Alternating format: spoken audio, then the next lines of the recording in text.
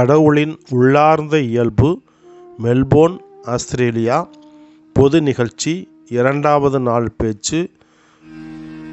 April மாதம் 6ஆம் தேதி 1981ஆம் வருடம்.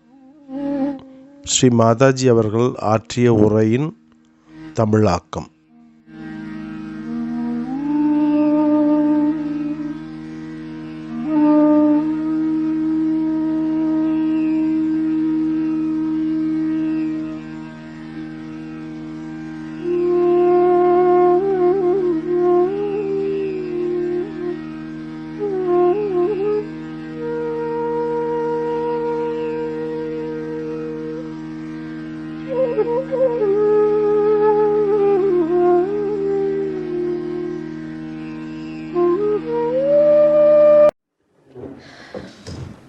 When Warren talks about other gurus, I can't help laughing. It's beyond me to understand why people get stuck up with them. It's really beyond. Because it is so obvious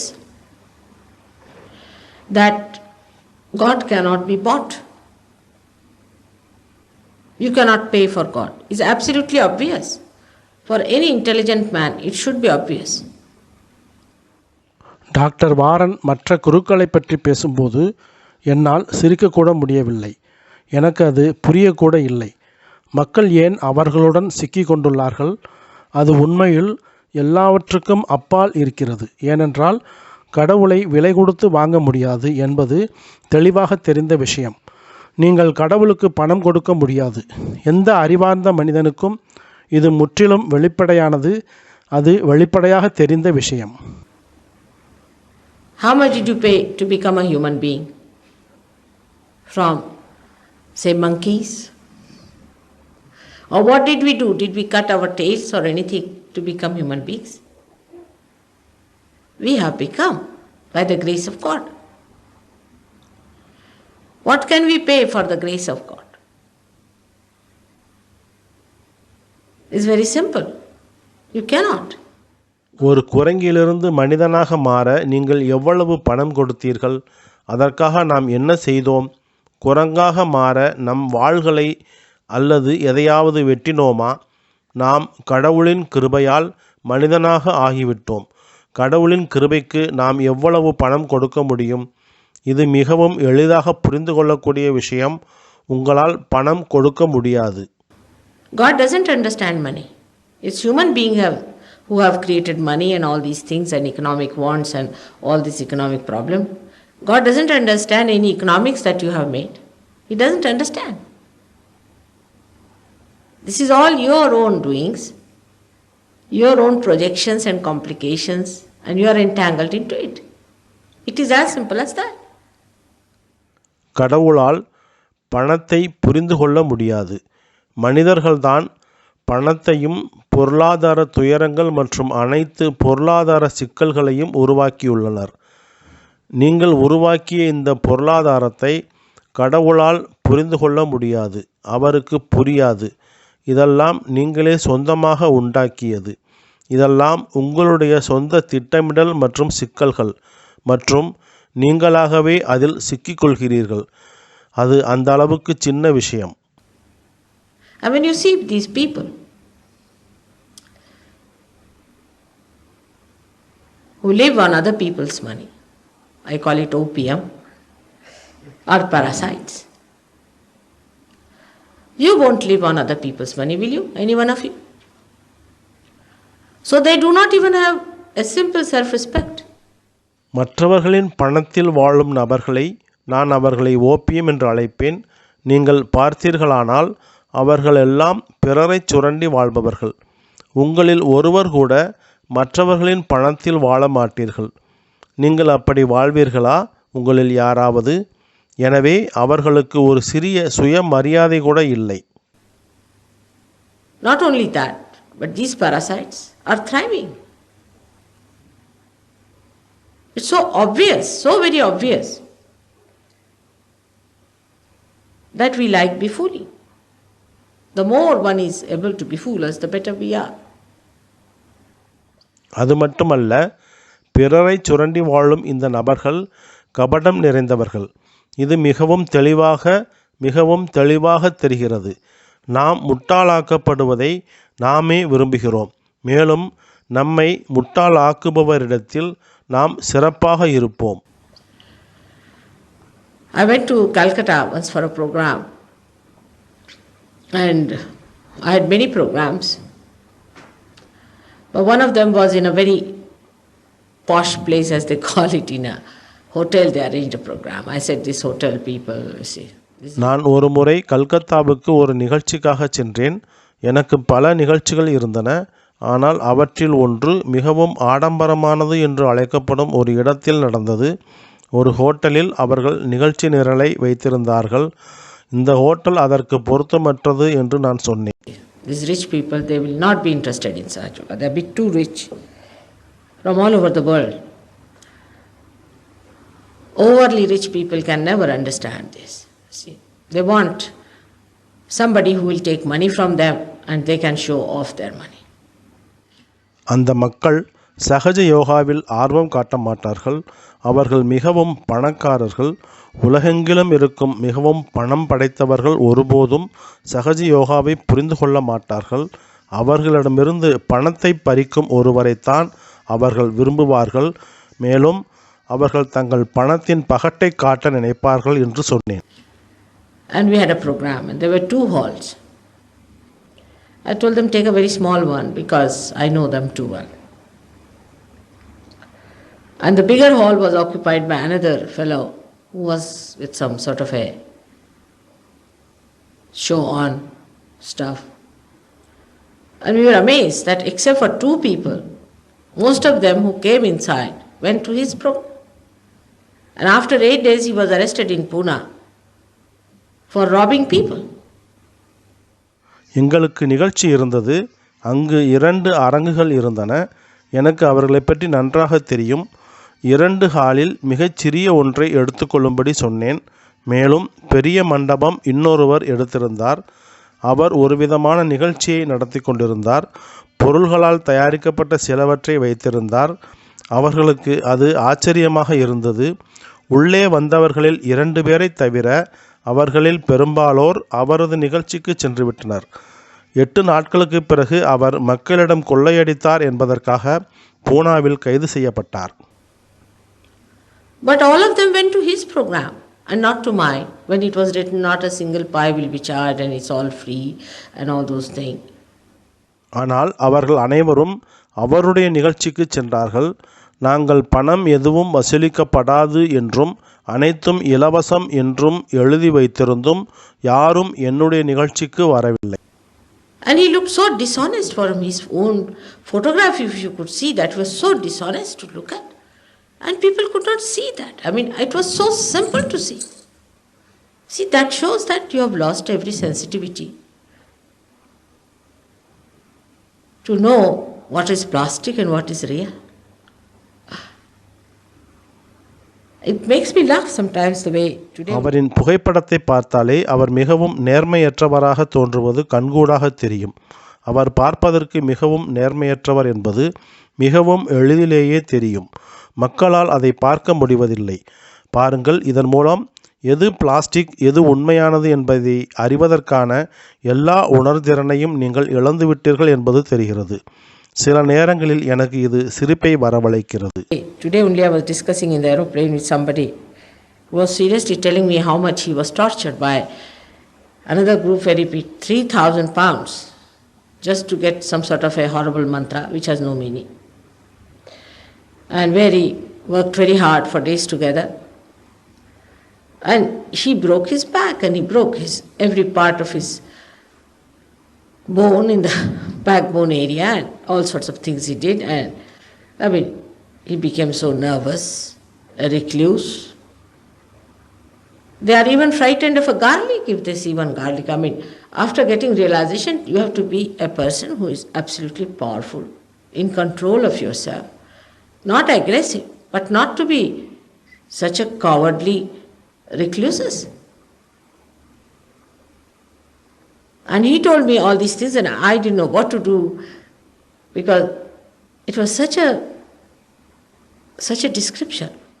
மற்றொரு நாள் விமானத்தில் அவர்கள் இந்த விஷயங்களை பற்றி விவாதித்து கொண்டிருந்தபோது அவர் இன்னொரு குழுவால் எவ்வளவு சித்திரவதை செய்யப்பட்டார் என்று அவர்கள் மிகவும் தீவிரமாக என்னிடம் சொல்லி கொண்டிருந்தார்கள். மேலும் அவர்கள் அர்த்தமில்லாத சில பயங்கரமான மந்திரத்தை பெறுவதற்காக 3000 பவுண்டுகள் கொடுத்திருக்கிறார்கள்.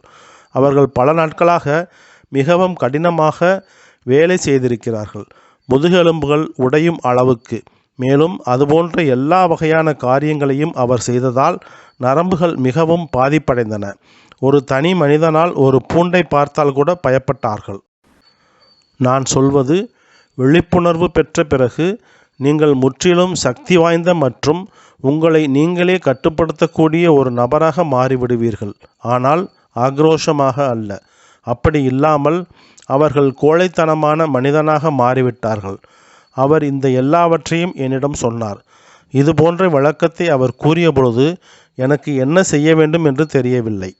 They don't know whether to laugh or to cry, really. Because this thing behind it is all hocus pocus, absolutely hocus pocus. I think this word must have started after the fake have come in this world. Absolutely absurd it is to say that you will fly or you will see the light and all this nonsense. And on top of that, the suffering of the person, of a person who is a genuine seeker, who is a seeker of the truth.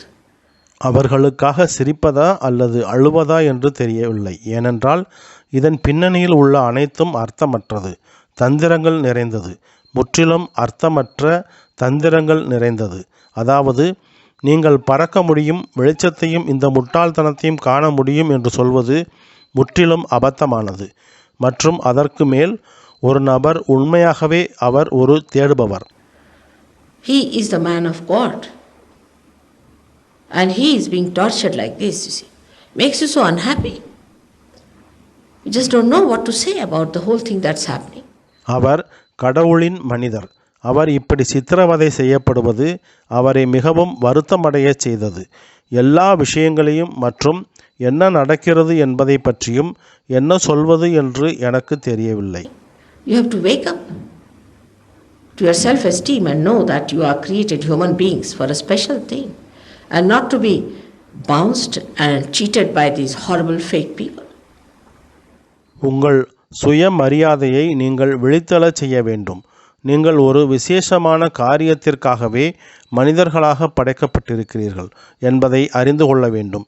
மேலும் இந்த கொடூரமான போலி நபர்களால் வஞ்சிக்கப்பட்டு ஏமாற்றப்படக்கூடாது. One has to understand the innate nature of God, to understand what should happen to you as realized souls.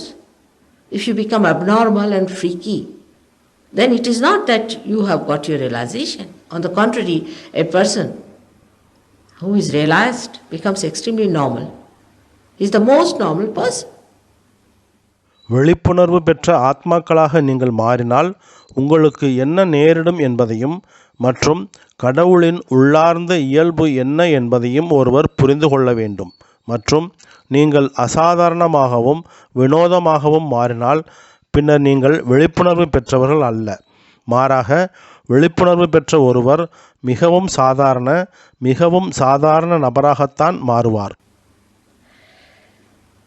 Apart from these things, there are some reasons built in within us which makes us so stupid. Really built in, I should say, because we have come from matter. We are gross. Our origin has been gross. We came from matter. And we grew up to see that there is something beyond the matter, that is the spirit, and we are the spirit. இந்த விஷயங்களை தவிர சில பொது அறிவு நமக்குள் கட்டமைக்கப்பட்டுள்ளன. அவை நம்மை மிகவும் முட்டாளாக்கிவிடும். உண்மையிலேயே அது கட்டமைக்கப்பட்டுள்ளது என்பதை நான் சொல்ல வேண்டும். ஏனென்றால் நாம் பொருளில் இருந்து வந்திருக்கிறோம். நாம் உடற்கூறாக இருக்கிறோம். நம்முடைய உருவாக்கம் உடற்கூறுகளிலிருந்து வந்தது. நாம் பொருளில் இருந்து வந்துள்ளோம். பொருளியலுக்கு அப்பாற்பட்டு ஆத்மா என்ற ஒன்று இருப்பதை மற்றும் நாமே ஆத்மா என்பதை காண்பதற்காக நாம் வளர்ந்தோம். But we get dominated by this matter. We really get dominated by matter all through in our ventures. For example, if you are sitting in a chair, for example, you make a chair out of some matter, you cannot sit on the ground.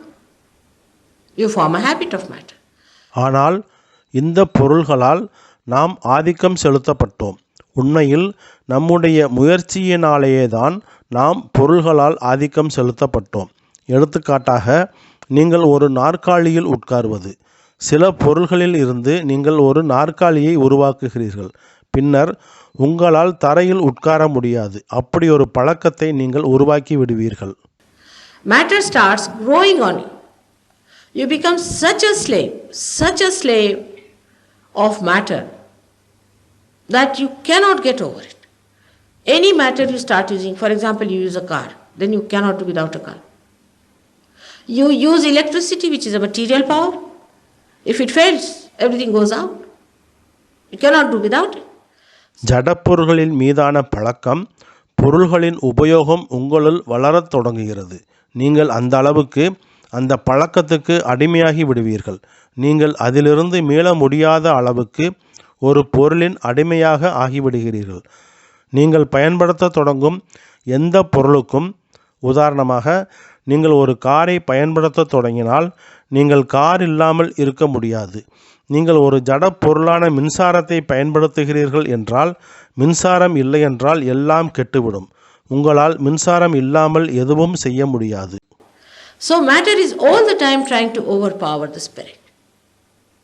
But the beauty is, through your evolution, you evolve to a stage where you are a human being and you start seeing the matter cannot dominate your spirit. ஆகவே பொருளியல் எப்போதுமே ஆத்மாவை வெற்றி கொள்ளவே முயற்சிக்கிறது. ஆனால் உங்கள் பரிணாம வளர்ச்சியின் மூலம் நீங்கள் மனிதர்களாக இருக்கும் ஒரு கட்டத்திற்கு நீங்கள் பரிணமித்துள்ளீர்கள். பொருள்கள் உங்கள் ஆத்மாவை ஆதிக்கம் செலுத்த முடியாது என்பதை நீங்கள் காணத் தொடங்குவீர்கள். This should be the self-estimation. There should be understanding that you are the spirit and not the matter. When you see this simple point, then you understand that you cannot purchase God. அதாவது, நீங்கள்தான் ஆத்மா, பொருள் அல்ல என்ற புரிதல்தான் உங்களின் சுய மதிப்பீடாக இருக்க வேண்டும். இந்த எளிய விஷயத்தை நீங்கள் கண்டுகொண்டால் நீங்கள் கடவுளை விலைக்கு வாங்க முடியாது என்பதை புரிந்து கொள்வீர்கள். Then another point also one understands that it is not the way materially you say somebody you should accept. But spiritually, if he does something spiritually to you, then you should accept. மற்றொரு விஷயம், பொருள் சார்ந்து யாராவது எதையாவது சொன்னால் நீங்கள் ஏற்றுக்கொள்ள மாட்டீர்கள். ஆனால் ஆன்மீக ரீதியில் சொன்னால் நீங்கள் அதனை ஏற்றுக்கொள்ள வேண்டும். For example, seeing the light. They say you see the light. Why? I see the light myself. Yeah. But to see the light, I have to be away from the light. Do you see the point? You have to be the light.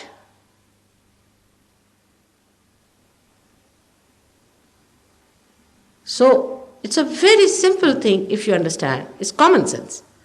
That if you have to be the light, then you have to be inside the light. Part and parcel of the light. உதாரணமாக, அவர்கள் ஒளியை பாருங்கள் என்று கூறினால், ஒளியை காண நான் ஒளியிலிருந்து சற்று விலகி இருக்க வேண்டும். நீங்கள் புரிந்து கொண்டீர்களா? நீங்களே ஒளியாக இருக்க வேண்டும். எனவே இது மிகவும் எளிமையான விஷயம். இதனை நீங்கள் புரிந்து கொண்டால் அதுவே பொதுவான அறிவாகும். நீங்கள் ஒளியாக இருக்க வேண்டும் என்றால் நீங்கள் ஒளியின் உள்ளே இருக்க வேண்டும், ஒளியின் ஒரு பகுதியாக மற்றும் அங்கமாக. But to see the light, you have to go further. Actually, from this distance, I can't even see. If I have to really see the light, I have to go much further to see this light. ஆனால் ஒளியை காண நீங்கள் மேலும் விலகிச் செல்ல வேண்டும். இந்த தூரத்திலிருந்து என்னால் ஒளியை காண முடியாது. உண்மையில் நான் ஒளியை காண வேண்டுமானால் நான் இன்னும் கூடுதலாக விலகிச் சென்று இந்த ஒளியை பார்க்க வேண்டும். All these things that they are talking, I am telling you, It's such a camouflage, and they have been very good at befooling you. It is impossible to convince people who want to be befooled. It's impossible. It is easy to befool them because they are anxious to be befooled. So, all right. அவர்கள் பேசுவதும் மற்றும் உங்களிடம் சொல்லும் இந்த விஷயங்கள் அனைத்தும் அத்தகைய ஏமாற்று வித்தை மற்றும் அவர்கள் உங்களை ஏமாற்றுவதில் மிகவும் சாமர்த்தியமானவர்கள். ஏமாற்றப்பட விரும்பும் மக்களை நம்ப வைப்பது சாத்தியமில்லை, அது முடியாதது. அவர்கள் தாம் ஏமாற்றப்படுவதில் ஆர்வமாக இருப்பதால் அவர்களை ஏமாற்றுவது என்பது எளிது. But those who want that they should really realize it, they should get it, then the attitude is very different. They would like to go and see what the disciples have got. These people who have paid so much money, there have been people for 15 years, 20 years, go and see them. What have you got? ஆனால் உண்மையில் அதை தெளிவாக உணர்ந்து கொண்டவர்கள் அவர்கள் அதை பெற வேண்டும் என்று நினைப்பார்கள். பின்னர் அவர்களின் அணுகுமுறை மிகவும் வித்தியாசமாக இருக்கும். பின்னர் அவர்கள் சென்று அந்த சீடர்களை பார்க்க வேண்டும். அவர்களுக்கு என்ன கிடைத்தது, இவ்வளவு பணம் செலுத்திய அந்த மக்களுக்கு என்ன கிடைத்தது என்று. அந்த சீடர்கள் 15-20 ஆண்டுகளாக அவர்களுடன் இருக்கிறார்கள். அவர்களுக்கு என்ன கிடைத்தது என்று பார்க்க வேண்டும். If they say, all right, I am feeling very much better in health, you look at the face and you will know they are not. Supposing they fail, I feel relaxed. So what? What is so great for feeling relaxed? So-called relaxation. You can feel relaxed even with a dope. Even going to a pub you might feel relaxed. In some company you might feel relaxed. So what? நான் மிகவும் நன்றாக ஆரோக்கியமாக இருக்கிறேன், மகிழ்ச்சியாக இருக்கிறேன் என்று அவர்கள் சொன்னால் நீங்கள் அவர்களின் முகத்தை பார்த்தாலே அவர்கள் அப்படி இல்லை என்பதை நீங்கள் அறிந்து கொள்வீர்கள். அவர்கள் நான் நிம்மதியாக உணர்கிறேன் என்று சொல்வதாகவே வைத்துக்கொண்டால் அதனால் என்ன? நிம்மதி என்று அழைக்கப்படும் தளர்வாக உணரப்படுவதில் என்ன பெரிய விஷயம் இருக்கிறது? நீங்கள் சில கேளிக்கை விடுதலில் கூட சில தோழமையில் கூட தளர்வாகவும் நிம்மதியாகவும் உணர முடியும். அதனால் என்ன? What is so great? Is that something God's work? Just to relax you? Some people say, I Feel better. This might be ego pampering. But what powers did you get yourself? If you become the spirit, then you have to have powers of the spirit flowing through you, isn't it? எது மிகச் சிறந்தது? அது கடவுளின் வேலைதானா உங்களை நிதானப்படுத்துவதற்கு? சிலர் நான் நன்றாக உணர்கிறேன் என்று கூறுகிறார்கள். இது அகங்காரத்தின் சலுகையாகத்தான் இருக்கும். ஆனால் உங்களுக்கு என்ன சக்திகள் கிடைத்தன? நீங்கள் ஆத்மாவாகிவிட்டால் ஆத்மாவின் சக்திகள் உங்களிடமிருந்து பாய வேண்டும், இல்லையா? It should be a common, logical conclusion. What is the power you have got? What have I got from them? They have taken all my purse, my money, thousands of pounds have gone to him, everything done. What did I get from him? இது பொதுவான விஷயம், தர்க்க ரீதியான முடிவு. உங்களுக்கு என்ன சக்தி கிடைத்தது? அதிலிருந்து எனக்கு என்ன கிடைத்தது? அவர்கள் எனது பணப்பையை, எனது பணத்தை எல்லாம் எடுத்துக்கொண்டனர். ஆயிரக்கணக்கான பவுண்டுகள் அவரிடம் சென்று விட்டன. அவரிடமிருந்து நான் என்ன பெற்றேன்? We should have an understanding. But this nobody asks because there's a big mafia in all these organizations. You are not supposed to discuss. Because you are not supposed to talk. You are put into different compartments. It's a big secret going on. நமக்கு ஒரு புரிதல் இருக்க வேண்டும். ஆனால் இதனை யாரும் கேட்பதில்லை. ஏனெனில் இந்த அமைப்புகளில் பெரிய அடியாட்கள் இருப்பார்கள். நீங்கள் கேள்விகள் கேட்க முடியாது, நீங்கள் பேச முடியாது, நீங்கள் தனித்தனியாக வெவ்வேறு இடங்களில் வைக்கப்படுவீர்கள். எல்லாம் பெரிய ரகசியமாக இருக்கும். If you tell some Indian, he'll just laugh because he knows the meanings of these words are so stupid. Some of the words of the mantras means this, showing this. Some of the words mean scorpion. Some of them means the serpent. All kinds of things. And some of them means the siren. நீங்கள் இந்தியாவில் இருப்பவர்களிடம் கூறினால் அதை கேட்டு அவர்கள் சிரிப்பார்கள்.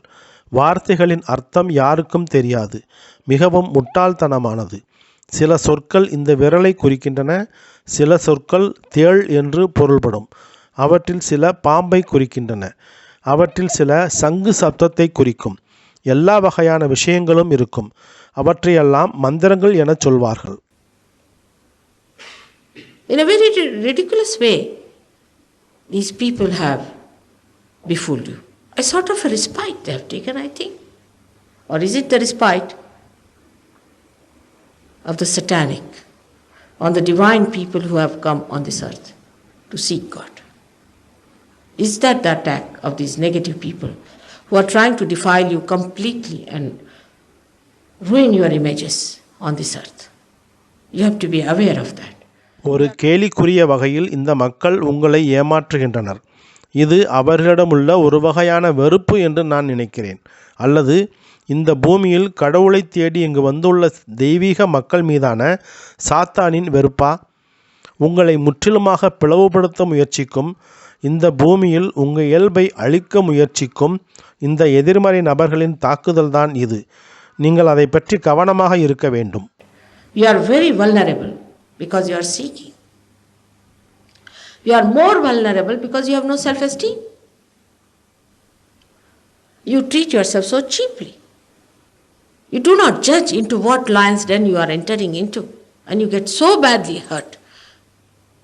With all your sincerity, with all that, you do not give a second thought to think that even if there are thousands of them going, before I going there, I should find out what sort of a nonsense is going on there.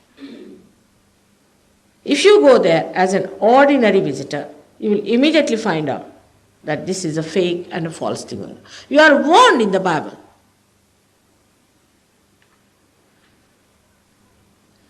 It has been warned that there will be fake and false people coming on this earth. நீங்கள் தேடுபவர் என்பதால் நீங்கள் மிகவும் பாதிக்கப்படுகிறீர்கள். உங்களுக்கு சுயமரியாதை இல்லாததால் நீங்கள் அதிகமாக பாதிக்கப்படுகிறீர்கள். உங்களை நீங்களே மிகவும் மலிவாக நடத்துகிறீர்கள். உங்கள் எல்லா உணர்திறனுடனும் எல்லாவற்றையும் கொண்டு நீங்கள் எந்த வரிசையில் நுழைகிறீர்கள் என்பதை நீங்கள் தீர்மானிக்கவில்லை. நீங்கள் மிகவும் மோசமாக காயப்படுத்தப்படலாம். நீங்கள் அங்கு செல்வதற்கு முன்பு ஆயிரக்கணக்கானவர்கள் அங்கு சென்றாலும் கூட அங்கு எந்த வகையான முட்டாள்தனம் நடக்கிறது என்பதை நீங்கள் அங்கு சென்று கண்டுபிடிக்க வேண்டும் என்பதில் உங்களுக்கு இரண்டாவது எண்ணம் வரக்கூடாது. நீங்கள் ஒரு சாதாரண பார்வையாளராக அங்கு சென்றால் அது ஒரு போலியானது மற்றும் பொய்யானது என்பதை நீங்கள் உடனடியாக கண்டுபிடிப்பீர்கள். இந்த பூமியில் போலி மற்றும் பொய்யான மக்கள் வருவார்கள் என்று பைபிளில் எச்சரிக்கப்பட்டுள்ளது. Now there are another type of people also. I will cover the chakras later a little because giving a little introduction to the subject about how to avoid these things. Who are bound by ritualistic ideas, as he said about Christianity, of giving very subtle forms of things. இப்போது மேலும் இன்னொரு வகை மக்களும் இருக்கிறார்கள். நான் சக்கரங்களை பற்றி பின்னர் சிறிது விளக்குகிறேன். ஏனென்றால் அவர் கிறிஸ்துவத்தை பற்றி கூறியது போல் இந்த விஷயங்களை மிகவும் நுட்பமான விஷயங்களை கொடுக்கும் சடங்குகளை எவ்வாறு தவிர்ப்பது என்பது பற்றி தெரிந்து கொள்ளலாம். But we must see what it is doing. Like Church of England. Can you imagine? Church of England owns the whole of Soho. And the question was raised, how can you own this Soho where all the prostitutes are earning their livings? The answer came in that Christ looked after Mary Magdalene, who was a prostitute. See. You can see. And the people accepted this answer. ஆனால் அது என்ன செய்கிறது என்பதை நாம் பார்க்க வேண்டும். Search of England போல. நீங்கள் கற்பனை செய்து பார்க்க முடிகிறதா? சர்ச் ஆஃப் ஆங்கிலேயர்கள் ஒரு வணிக தளம் முழுவதையும் சொந்தமாக கொண்டுள்ளார்கள். ஒரு கேள்வி எழுப்பப்பட்டது. அனைத்து விபச்சாரிகளும் தங்கள் வாழ்க்கைக்காக சம்பாதிக்கும் ஒரு தளத்தை நீங்கள் எவ்வாறு சொந்தமாக கொண்டிருக்க முடியும் என்று. ஒரு விபச்சாரியாக இருந்த மாக்தலேனா மரியாவை கிறிஸ்து கவனித்து கொண்டார் என்ற பதில் வருவதை நீங்கள் பார்க்க முடியும். இந்த பதிலை மக்கள் ஏற்றுக்கொண்டார்கள். Then the whole thing of a ritual starts. She come along here and sit down and bring the child and we baptize. It's a joke. It's a very big joke. Baptism is a living process within you. It's a living happening. Did Christ baptize any one of them? Did he put his hand on anybody's head and say, "You are baptized by me"? பின்னர் முழு விஷயமும் ஒரு சடங்காக நடக்கத் தொடங்குகிறது. குழந்தையை அழைத்து கொண்டு வந்து இங்கே உட்காருங்கள், நாங்கள் அதற்கு ஞானஸ்நானம் தருகிறோம் என்பார்கள். இது ஒரு வேடிக்கையான விஷயம். இது மிகப்பெரிய வேடிக்கை. ஞானஸ்நானம் என்பது உங்களுள் இருக்கும் கடவுளின் ஒரு வாழும் ஆற்றல். இது ஒரு வாழும் நடைமுறை. கிறிஸ்து யாருக்காவது ஞானஸ்நானம் செய்தாரா? அவர் யாருடைய தலையிலும் கை வைத்து நீங்கள் என்னால் ஞானஸ்நானம் பெற்றுவிட்டீர்கள் என்று சொன்னாரா? Ask the question. Did he do it? Now, how are these people doing it? They have taken Christ into their hands as if they found him somewhere in the stone, somewhere. What right have they got to say that they are baptizing? கேள்வி கேளுங்கள். அவர் உண்மையிலேயே செய்தாரா? பின்னர் இந்த மக்கள் எப்படி அதை செய்கிறார்கள்? கிறிஸ்துவை எங்கோ ஒரு கல்லில் கண்டெடுத்தது போல் அவர்கள் தங்கள் கையில் எடுத்துக்கொள்கிறார்கள். அவர்கள் ஞானஸ்நானம் கொடுக்கிறோம் என்று சொல்ல அவர்களுக்கு என்ன உரிமை இருக்கிறது? It's a living force of God which resides within you. He said that I'll appear before you like tongues of flames. Let them explain this point only. இது கடவுளின் உயிருள்ள சக்தியாகும். அது உங்களுள் வாழ்கிறது. நான் உங்கள் முன் தீப்பிழம்புகளைப் போல தோன்றுவேன் என்று இயேசு கூறினார். இந்த பண்பு பற்றி அவர்கள் விளக்கமாக சொல்லட்டும். Then they'll say he is the Alpha and the Omega. What does that mean? For all practical purposes, what does that mean to you? For that, you have to read Devi Bhagavat. What was Christ? Who is he?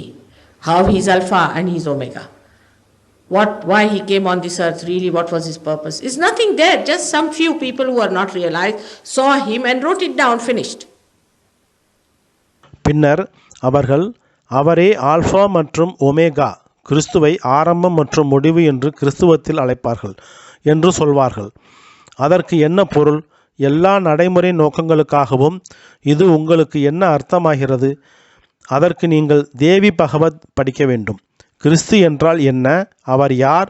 அவர் எப்படி alpha மற்றும் omega என்று அழைக்கப்படுகிறார்? அவர் ஏன் இந்த பூமிக்கு வந்தார்? உண்மையில் அவருடைய நோக்கம் என்ன? அங்கே அப்படி எதுவும் இல்லை. விழிப்புணர்வு பெறாத சிலர் அவரை பார்த்தார்கள், எழுதி வைத்தார்கள், அவ்வளவுதான். How can that become such an authority for anyone whatsoever that you are fighting? It's very deep. It's because it is so narrow, it is extremely deep. You have to widen it to see. For example, you are standing on a well which is very narrow. You just hardly can see anything inside. You just see something flickering. To see the complete vision of that well, you have to increase the narrowness of it. And that is we are not prepared to do because you see Bible is the last word. உங்கள் ஒவ்வொருவருக்கும் அது எப்படி அதிகாரமாக மாறியது? அதற்காக நீங்கள் சண்டையிட்டுக் கொள்ளும் அளவுக்கு இது மிகவும் ஆழமானது. ஏனென்றால் அது மிகவும் குறுகலானது. அது மிகவும் ஆழமானது. அதனை நீங்கள் பார்ப்பதற்கு அதை அகலப்படுத்த வேண்டும். உதாரணமாக, நீங்கள் மிகவும் குறுகலான ஒரு கிணற்றின் மேல் நிற்கிறீர்கள். ஆனால் நீங்கள் உள்ளே எதையும் பார்க்க முடியவில்லை. நீங்கள் ஏதோ ஒன்று மிளிர்வதை மட்டும் காண்கிறீர்கள். அந்த கிணற்றினை முழுமையாக பார்க்க நீங்கள் அது குறுகலாக இருப்பதை விரிவடைய செய்ய வேண்டும். பைபிள் கடைசி வார்த்தையாக இருப்பதால் நம்மால் அதனை செய்ய முடியவில்லை. Now, I would say any other person would come and say, what is the authority of Bible? Now, what authority will you give? If you say Christ is the authority of Bible, take it like that. Christ never wrote Bible. He never wrote a word. So how do you connect? Could be some journalist who could have written about him. Could be anything absurd. இப்போது வேறு ஒரு நபர் வந்து இப்போது பைபிளின் அதிகாரம் என்ன, இப்போது அதற்கு என்ன அதிகாரம் இருக்கிறது என்று கேட்டால் கிறிஸ்துதான் பைபிளின் அதிகாரம் என்று நீங்கள் சொல்லலாம். அதை அப்படி எடுத்துக்கொள்ளுங்கள். கிறிஸ்து ஒருபோதும் பைபிளை எழுதவில்லை. அவர் ஒருபோதும் ஒரு வார்த்தையும் எழுதவில்லை. எனவே நீங்கள் எவ்வாறு அதை தொடர்பு படுத்துகிறீர்கள்? சில பத்திரிகையாளர்கள் அவரை பற்றி எழுதியிருக்கலாம். அதில் அபத்தமான எதுவும் இருக்கலாம். If the Hindus say the Gita, ask them who wrote Gita. Krishna never wrote Gita. Never. Did he write it? So what is the authority of it? Nothing. Gita has no authority as such. How do you say that Gita was the one written by Krishna? It has nothing to do. Anybody, supposing you see me today and you write about me, you can write anything you feel like. இந்துக்கள் கீதை பற்றி சொன்னால் அவர்களிடம் கீதையை எழுதியவர் யார் என்று கேளுங்கள். கிருஷ்ணர் ஒருபோதும் கீதையை எழுதவில்லை. ஒருபோதும் இல்லை. அவர் எழுதினாரா? எனவே அதன் அதிகாரம் என்ன? கீதைக்கு அப்படி எதுவும் அதிகாரம் இல்லை. இது கிருஷ்ணரால் எழுதப்பட்டது என்று எப்படி சொல்ல முடியும்? அவருக்கும் இதற்கும் எந்த சம்பந்தமும் இல்லை. யாராவது, உதாரணத்துக்கு நீங்கள் இன்று என்னை பார்க்கிறீர்கள், என்னை பற்றி எழுதுகிறீர்கள் என்று வைத்துக் கொள்ளுங்கள். நீங்கள் எதையும் எழுதலாம். நீங்கள் நினைக்கும் எதையும் எழுதலாம். Like a journalist came just to sort of find faults with me. She was paid by some fake guru. And she wrote that I eat betel nuts, which I have never eaten all my life. I wish I could, because that pleases some people. But I never eat. I mean, I should have eaten, but I never eat. And she said that she eats betel nut. I don't know from which angle she saw me eating betel nuts. If she had written Bible about me, it would have been something funny. Then that is not the authority either. ஒரு பத்திரிகையாளர் என்னிடம் வந்து என் மீது குற்றம் கண்டுபிடித்தது போல அவளுக்கு சில போலி குருக்களால் பணம் கொடுக்கப்பட்டிருந்தது. நான் வெற்றிலை சாப்பிட்டேன் என்று எழுதினார். சாதாரணமாக என் வாழ்க்கையில் நான் ஒருபோதும் வெற்றிலை சாப்பிட்டதில்லை. ஆனால் நான் சாப்பிட்டிருக்க வேண்டும். ஏனென்றால் அது சிலருக்கு மகிழ்ச்சி அளிக்கக்கூடியது தான். ஆனால் நான் ஒருபோதும் சாப்பிட மாட்டேன். ஆனால் அவள் சொன்னால் நான் வெற்றிலை சாப்பிட்டேன் என்று. அவள் எந்த கோணத்தில் இருந்து நான் வெற்றிலை சாப்பிடுவதை பார்த்தாள் என்று தெரியவில்லை. அவள் என்னை பற்றி பைபிள் எழுதியிருந்தால் அது வேடிக்கையானதாகத்தான் இருந்திருக்கும். பின்னர் அது அதிகாரமாக இருக்காது. Moreover, they did not have tape recorders to tape anybody's lectures or anything. Even his photograph was not there. That is today all these things are available. So what is the authority?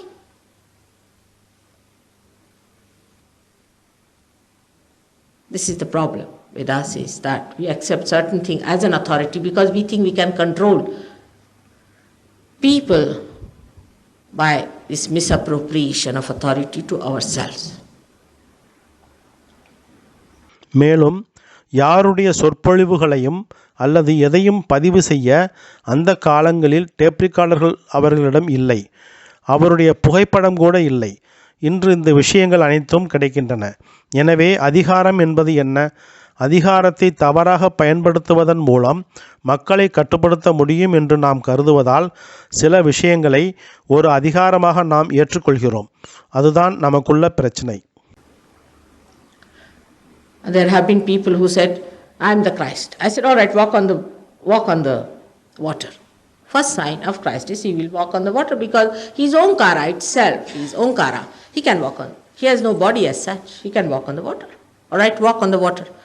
And first step will maybe in the water, the second will go down.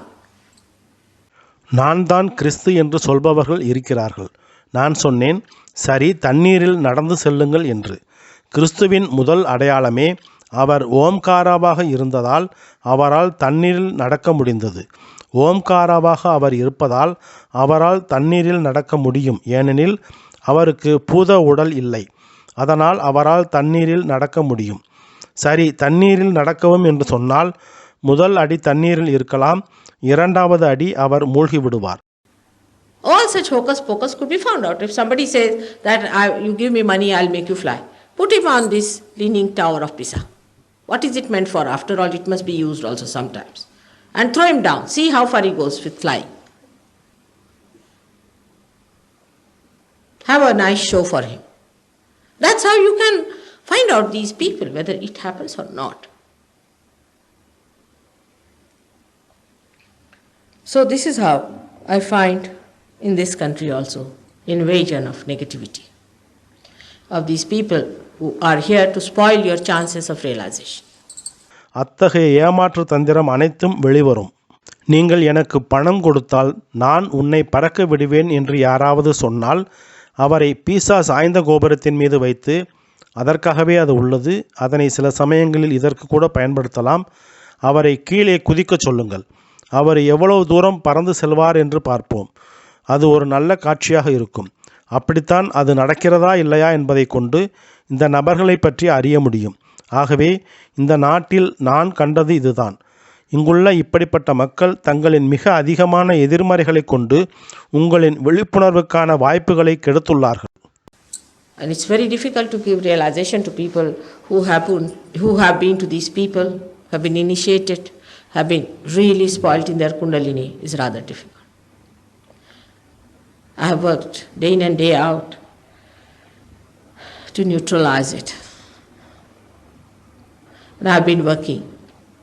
But the interest in yourself will only come when you will have self-esteem. That is very important. And that is the center of Vishuddhi Chakra. This center. I came up to the heart chakra the other day. And now today I am going to talk to you about the Vishuddhi. இப்படிப்பட்டவர்களிடம் சென்றவர்கள் இந்த மாதிரியாக தொடங்கி அவர்களின் குண்டலினியை உண்மையில் கெடுத்து அவர்களுக்கு விழிப்புணர்வு கொடுப்பதை மிகவும் கடினமாக்கி விட்டனர். அதை சமநிலைக்கு கொண்டு வருவதற்கு நான் இரவு பகலாக உழைத்து நான் அதனை செய்து கொண்டிருக்கிறேன். ஏனென்றால் உங்களின் சுய விருப்பம் என்பது உங்களின் சுய மரியாதையிலிருந்து வர வேண்டும். அது மிகவும் முக்கியம். அதுவே விஷுத்தி சக்கரம், இந்த மையம்தான். நான் வேறு ஒரு நாளில் இதய சக்கரம் வரை சொல்லியிருந்தேன். இப்போது இன்று நான் உங்களிடத்தில் விஷுத்தி பற்றி பேசப் போகிறேன். Vishuddhi is this center placed at the backbone here.